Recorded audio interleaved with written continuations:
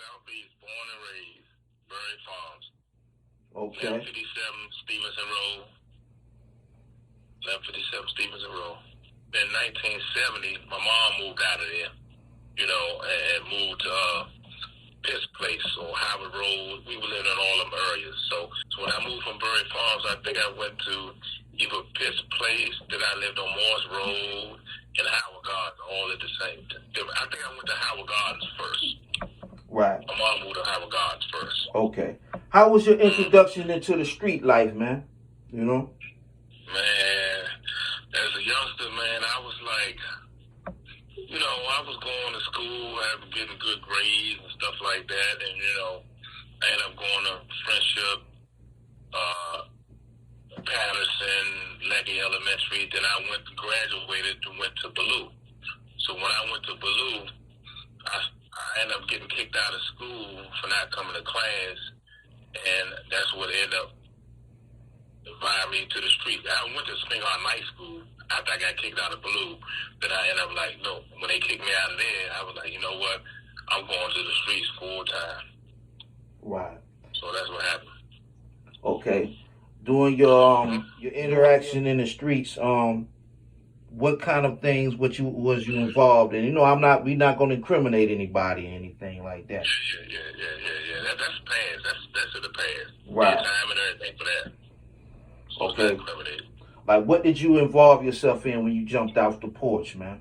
You know what I'm saying? When I jumped off the porch, I went back to Berry Farms in like 84, 85.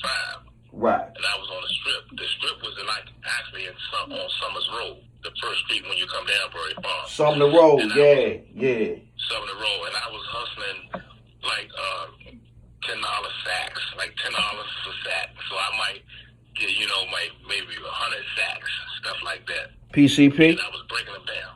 Yeah, PCP. It was PCP, and I was putting the water on it, and it was a combination and Silmeal and all that goes with all the paraphernalia, and I was ended up selling sacks. I was just nickel and dime going to the cars, but I was kind of green though.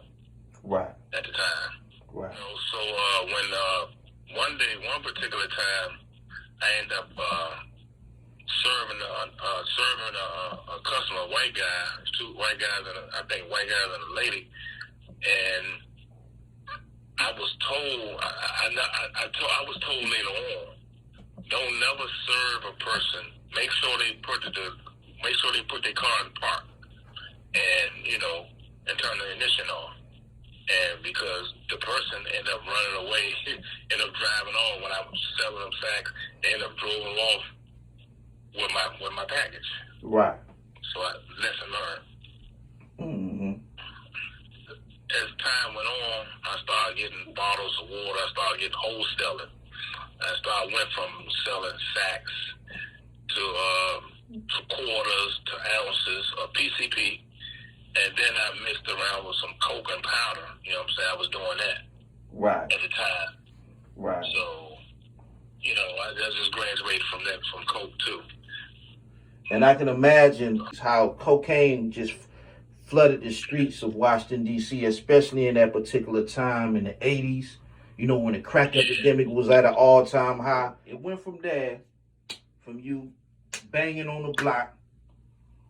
I mean, how did it get to the point where you ended up behind the walls? I ended up getting a dude named, I'm going to just say Black. Okay. Dude named Black wanted to sell. Now, let me back up.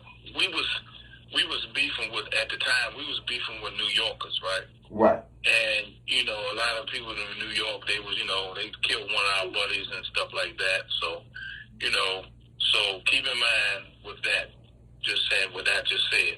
And then the guy named Black said, man, this dude from New York want to buy a gallon of PCP. And I said, okay, it's cool. But I wasn't at that point for a gallon. I was like having 16 ounces and stuff like that. Mm-hmm. So. And back in the day, how much was a gallon going for of water? A gallon was going for 8,000 back then. A gallon of PCP was going for 8,000. It's probably going for way more now. Okay. But back then it was 8,000, and I only had like 16 ounces was going for 3,000. Okay. So what happened? I called one of my cousins and asked him because I didn't have the quantity, and he was end up hustling for. He was there dealing with Frey. Michael Frey from Uptown, the ambassador. Yeah. Yeah, the ambassador, right? So he was dealing with Michael Frey, and so he didn't. He was skeptic, right? He was skeptic of it because he was like, man, I knew he had it, but he was skeptic. He was like, man, I don't know about this one, man. You know, something don't seem right. And I should have took all the signs, the signs of it. But I was just trying to get some money. You know what I'm saying, like that. So I need to look on that. So when we couldn't locate the water, I'm gonna say my cousins, right? Me and my cousins, right? We decided that, look, man, these guys from New York, and we gonna now keep in mind, backtrack. I ended up selling that same, happened to be police officer. They was undercover, but I didn't know at the time. Right. So I was selling them a couple of ounces, 1 ounce bottles of water leading up to that. This is while you was in the farms, right?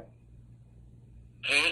I was actually on 2nd and Orange Street, on around Mellon Street, off of Martin Luther King Avenue. Got you. But it's called 2nd and Orange Street. But now, right off of, it's called Malcolm X, but it was actually, I think it was a different name back then. Right. But I was hustling on 2nd and Orange Street. And so what happened, we couldn't get the PCP, the water. So I went to my cousin. So we ended up talking about, know what? These dudes, New York dudes, man. So I'm like, man, forget them New York. They smashed one of our guys, man. So we gonna go ahead and, take it upon ourselves and rob them and shoot them and kill them. I mean, that's what we was gonna do. Okay. So the police got involved. I mean, how did everything transpire? No, they was look. Okay, they was undercover, like I said. So we decided. They called me back. We decided. The dude named Black. I should have realized, because he was putting it together. I should have realized that something wasn't right, because he ended up. He couldn't go to where we was going to meet the officers undercover at the time. We was going to go to me. I said, well, you need to be there. He said, no, I got something to do, man, but you can meet him. So the officer called my phone. The undercover officer called my phone. And we supposed to meet at a gas station on MLK Avenue. It's a 7-Eleven right there now. They turned it to a 7-Eleven, but it was a gas station. Right. So at the end of the day, so we met there. No, backtrack. We met at Hadley Hospital first. On the Southwest. We met up there first. All right. So we met, the first location was there. So we said, nah, something don't seem right. And so we went back home. Right? Right. They called me again. Went back to Mellon Street. They called me again, 2nd and Orange Street. They called me again, and then we met at the second location. And that was right across the street where the C. Sosa at now, on MLK Avenue. It was Martin Luther King Avenue, the southwest side. Right across, it was a gas station. But naturally, it wasn't. It's a 7-Eleven today. Mm-hmm. Right across, it was across street from AutoZone. AutoZone is across street, and that parole place used to be a bank. Okay, that joint also used to be an Amoco too, because a lot of niggas used to get robbed at that joint. That 7-Eleven. Yeah. You know what I'm talking about? Yeah. Absolutely, a lot of niggas used to get robbed at that Amoco right there, Joe. I didn't know they changed the Amoco, because I knew it was it was a gas station. It probably was an Amoco. Yeah, it was the Amoco gas station right there at that split on MLK and South Capitol, right there where that 7-Eleven at. Yeah, exactly. So you already know. Yeah. That's where it went down at right there. Okay. Y'all got to banging it out with the police, huh? Yeah, we got to banging it out with the police, and then it came up in court. When we went to trial, it came out in court that one of the officers, they tried to give us another charge. So one of the officers, it came out, one of the officers shot his own partner in the leg because they were so afraid. So they ended up shooting each other and shooting one officer in the leg. Yeah. So, and then the rest is history, man.